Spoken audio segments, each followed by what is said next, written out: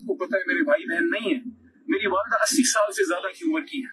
उनकी अस्पताल और डॉक्टर सारा कुछ मैं खुद देखता हूँ। मुझे हमेशा ये फिक्र रहती थी कि ये 78 दिनों में उनका टाइम कैसे गुजरा होगा। लेकिन मैं सलाम पेश करता हूँ अपनी माँ को, जिन्होंने अडियाला जेल में आके मुझे एक मैसेज दिया था कि बेटा अपना मोर्चा मुकाबले में खाली ना छोड़ना। उन्होंने हमेशा मेरी हिम्मत बढ़ाई। लेकिन बहरहाल 80 साल से ज्यादा हैं, थोड़ी सी ज्यादती हो गई है उनसे, जिन लोगों ने मेरे साथ किया है ये। लेकिन उनको भी मैं दुआ देता हूँ जिन्होंने मुझे जेल भेजा, क्योंकि जेल भिजवा के आपने मेरा अज़म और मजबूत किया, पाकिस्तान से मोहब्बत का और अल्लाह से रिश्ता मेरा मजीद मजबूत हुआ।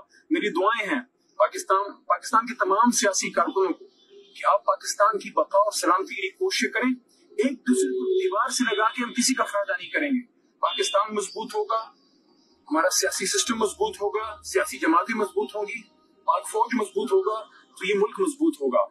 एक दूसरे को जिसको भी हम नीचा दिखाएंगे, नुकसान पाकिस्तान का होगा। फैसला अवाम को जो है वो करने दें।